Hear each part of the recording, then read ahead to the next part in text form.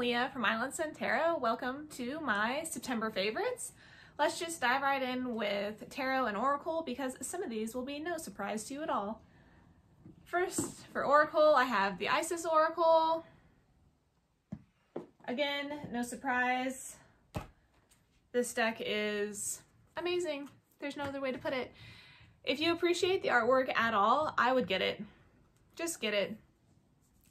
This newer version is the lovely matte. It's just fantastic to work with, just based on tactile, let alone, you know, the artwork, stunning. I really love the titles for each card, the prompts that it gives you down at the bottom, and the guidebook is really well written as well. I know I said if you've seen my autumn decks video, I'll probably be using this all the way through the winter. We have just been inseparable and I don't have any desires to work with my other Oracle decks at this time. I love it so much. I sit with this. Now it's really been at the end of the day with some tea, pull one card. Oh, this is gorgeous. I couldn't imagine my day without it, whether I begin my day with it or end my day with it. Last one. Oh, so gorgeous. So, the Isis Tarot by Alana Fairchild with art by Jimmy Mann. So this is another one that'll come as no surprise. This is the Vampire Tarot by Ian Daniels. I finally finished edging it in sort of this, it was like ruby metallic. Anyways, I love it. I love it so much. I'm sorry for the glare. This deck is so fun. It's perfect for this season, but I love it so much I can see myself using it year round. Oh, I love it. It can be a little over dramatic, but that's what I love about it. Some of the cards can just be super intense, the gazes and stuff. Medusa, it's awesome. And then there's him, like the Fool. I love him though. This is quickly becoming one of those decks that I don't know how I lived my life this far without this deck. Oh. So it's just been really fun getting to know this deck further, edging it. It took me quite some time because I could barely get like 10 cards done and then set out to dry before I walked away, and then I was busy and I couldn't get back to it. But I really felt like because I was taking the time with it, I didn't have to do that many touch-ups, but it was nice to take the time with each card and really get to know it. So I feel like that helped us bond. The readings from this have just been so fun and clever. I really am starting to get to know this deck's voice.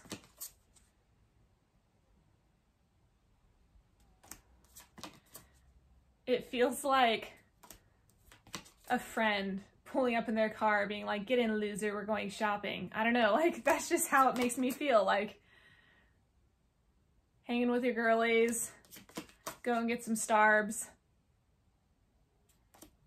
hang out at the beach and talk. I love it. I love it, guys. So you're gonna be super irritated with me these next few months because I'm just gonna be totally in love with this deck the whole time, and you all are going to be tired of hearing about it.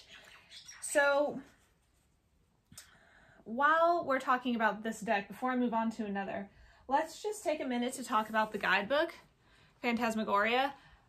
This guidebook is so, so good. And I know I've mentioned it before, but even if you don't appreciate the artwork, or, you don't like Vampire Deck, whatever, I don't care. Just get this deck to read the book, or heck, even check on eBay and see if you can just find the book by itself. You might be able to find a used copy for pretty cheap. This book is amazing.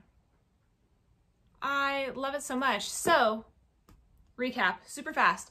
I had this deck before, never gave it the time of day. I culled it because I was moving and I literally had to pay for every ounce of weight that was shipped to this island.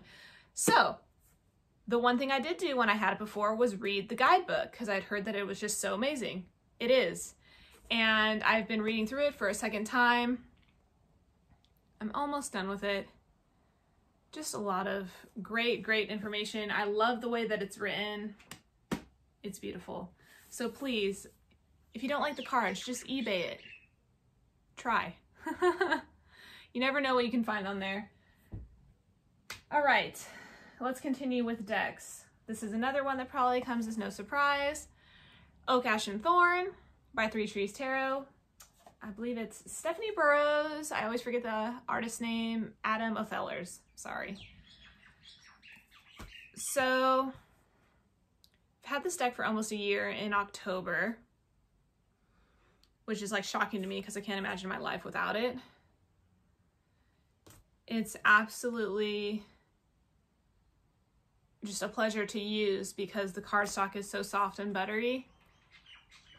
For me, it just worked in automatically. There was no working in. It just was perfect right away.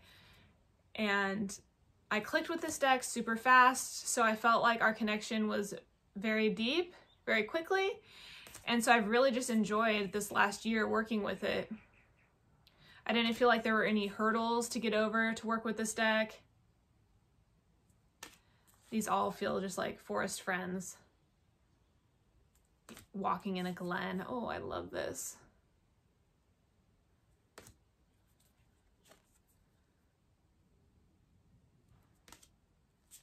It's just beautiful. There's just so many cards in this deck that I appreciate so much.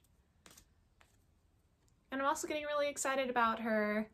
Oh, I want to say it's like Smoke, Ash, and Ember. It's like a little dragon fae deck. I'm on her email list. And so I see some of the little sneak peeks and previews. I cannot wait till they open that one to back.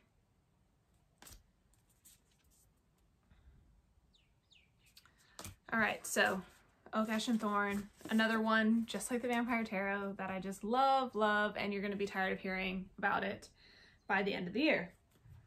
So if you saw my walkthrough, I received the Healing Waves Tarot this month. So this was an Indiegogo deck that I backed. It was supposed to be here in June. No big deal. The creator was super cool and they sent out emails updating, and so I wasn't necessarily worried about it actually getting here. I was more so worried about the state it would be when it got here because it was coming from Thailand, and just because I can't even order something from California without it coming just totally smashed in a box. So I was just really worried about that. Thankfully, it came in great condition. I do have a walkthrough up of this on my channel. And so I couldn't help myself to just start using it right away. Of course, like I mentioned, I really wanted it to come in June like it was supposed to because I just, all the summer vibes for this deck, right?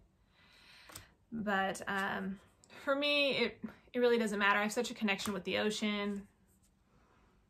I'm a Pisces. And living here on the island, it is summer, mostly year round. For me, it won't start to get chilly until January. So this deck is just perfect. I really love the animals used for it.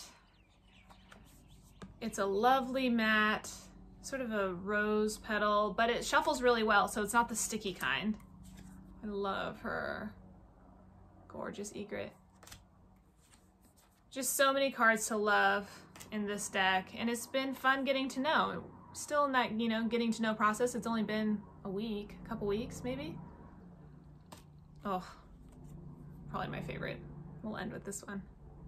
So yeah, so this is kind of the wild card for this autumn season, but I couldn't help myself to just put it away and wait till spring, or no, it didn't matter. I just wanted to use it. Let me show the edging too. I don't think I showed the edging. Really gorgeous. So the Healing Waves Tarot, the artwork is by, you know, I should really just look this up because I know I'm going to butcher it. Nawan Junhasiri. And then the sort of wild card for the month, I think it's just because it was calling to me. And I definitely feel like this is a year-round deck. You can use it anytime. But also the tag, oh gosh, was it Hearth and Home? The Boho Tarot tag that I just did. This, Druidcraft. So it just really gives me those harvest feelings. The family aspect of these cards. And I love the earthiness. I cannot get over that for this deck. And I need that in my life, really. I love the earthiness. Oh, sorry. Speck of nudity. So yeah, it was just really calling to me to work with. And I was just having so much fun with Vampire Tarot and the Oak, Ash, and Thorn. I just picked this up. So I couldn't ignore it. I had to work with it. I've found over the last 6 months since I've had this deck that I cannot go too long without using it. I still have that hunger for it, you know, this artwork. And I start to feel like I miss some of the faces in the deck, some of the landscapes.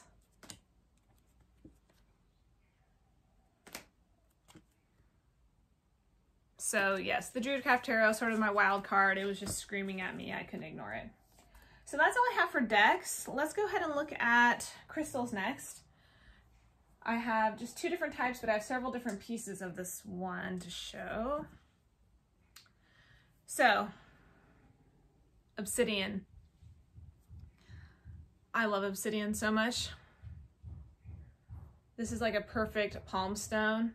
Fits just, it's gorgeous, so smooth. The energy from it is really amazing as well.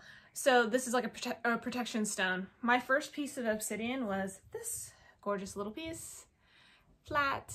My grandma gave it to me and she said, always carry this in your pocket or in your purse, take it with you to work. And I used to carry this in my pocket at work because it's a protection stone and it just wards off all that negative energy.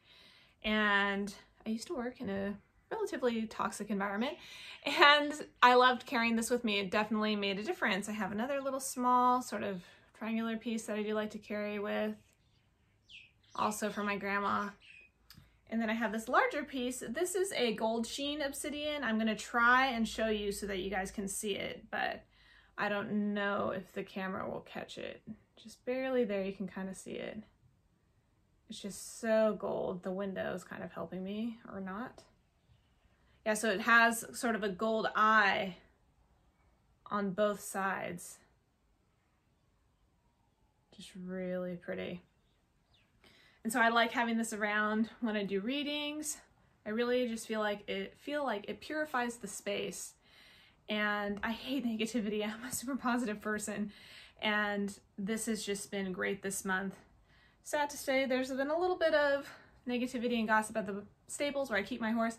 I'm there so early, I barely see anybody, but sometimes if I'm there just a little bit later, I gotta get out of there. I can't take it.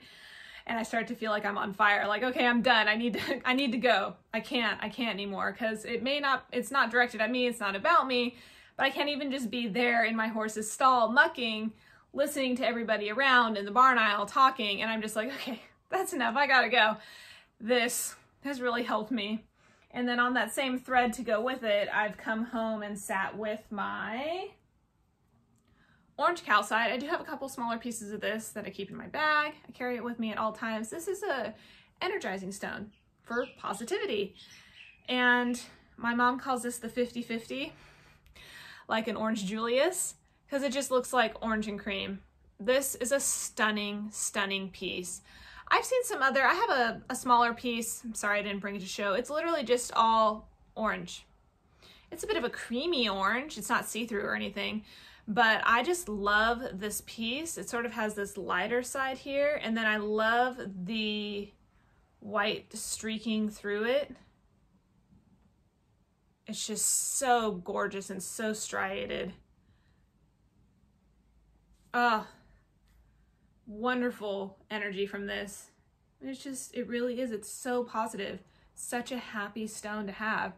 And I've just been really soaking all that in this month. I've never really been one to watch the news too much. Again, I can't stand a lot of the negativity, and I do like to try and keep a lot of that off of my channel. I just want to keep it about tarot and crystals and that kind of stuff. But this month was a heavy month. We had a little girl disappear from Mahalo. That's the same little town that I keep my horse in. So it's just really close to home, and it was sad to hear about.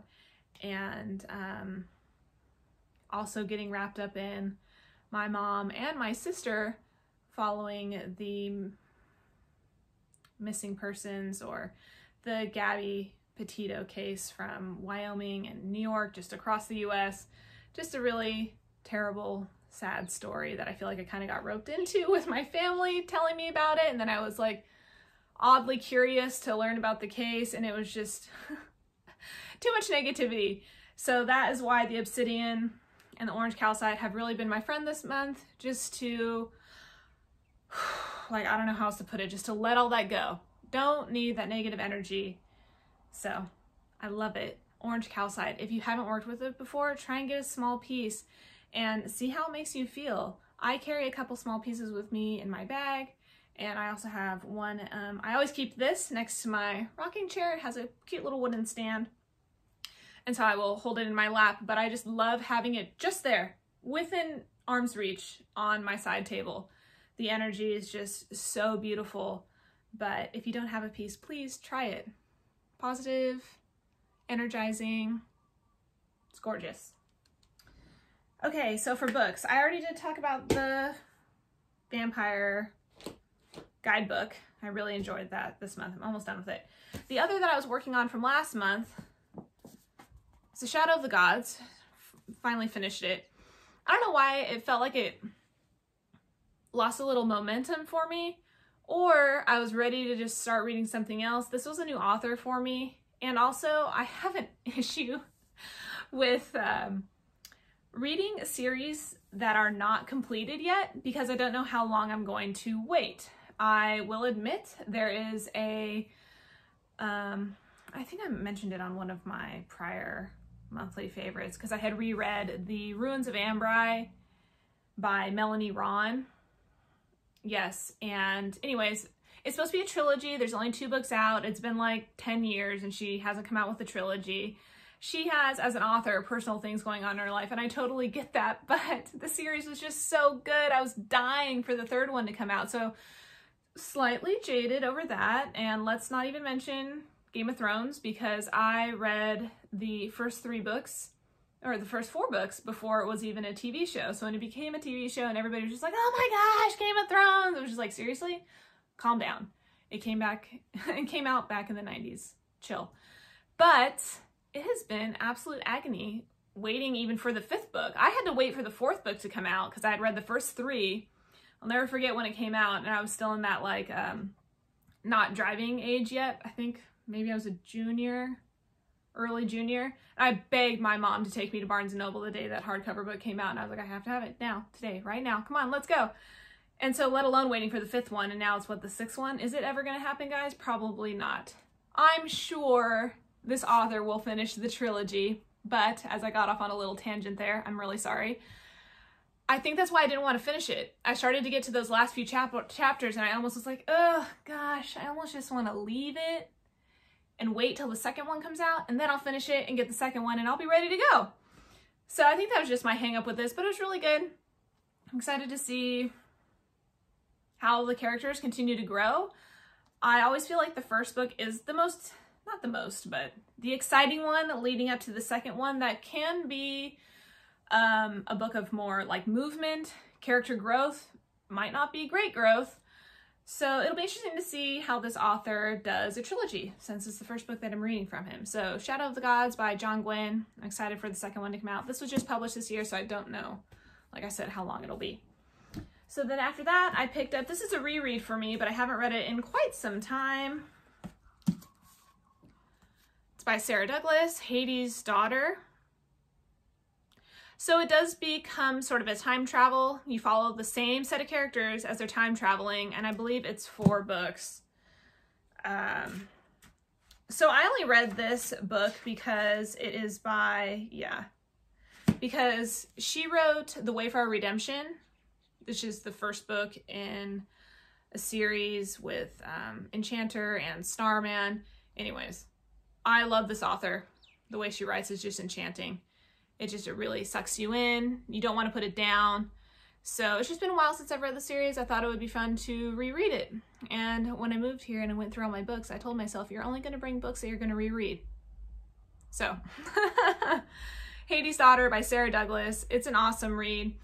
So, it does start off in ancient Greece. And I know it ends up in present day in the 4th one. And it's all the same characters. So, pretty good. Well, that's all I have for that. I did want to do a little mention just because I enjoyed it so much that I want everybody to enjoy it. If you have Netflix, I watched The Cook of Castamar. Now, bear with me. It is in Spanish, so if you don't mind reading the subtitles, or for me, I do understand.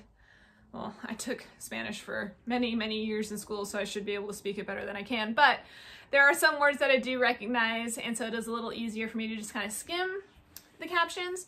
But if you don't mind reading it, I feel like it's almost like Downton Abbey, but further back in time in Spain, because you get a little bit of what's going on with the Duke. He is the Duke of Castamar, and then the servants that live in his household. So, lovely, lovely story. I thought the acting was really good. It was a little telenovela dramatic, but in a fun way, and I thought the series was just so, so good. I had no idea if there's going to be a 2nd season, but for the first season, total knockout. If you enjoy Downton Abbey or, gosh, I don't even know, like The Crown, that kind of more drama, you might really like it. So I've been telling everybody, please watch this. I want it to get good ratings on Netflix, and it was just so good. I don't want it to get just like swept by because it's in Spanish. So if you don't mind reading the captions, The Cook of Castamar, really good, really, really good on Netflix. So there you have it, guys. That's all my September favorites. I cannot believe it's October. It's just gone by way, way too fast. And also, I love this holiday season, but in a small way, I almost kind of dread it because both my lovely babies' birthdays are in January, and that always makes me so sad. So as we get closer to this time, they keep reminding me that Christmas is around the corner, and guess what? Their birthdays come right after.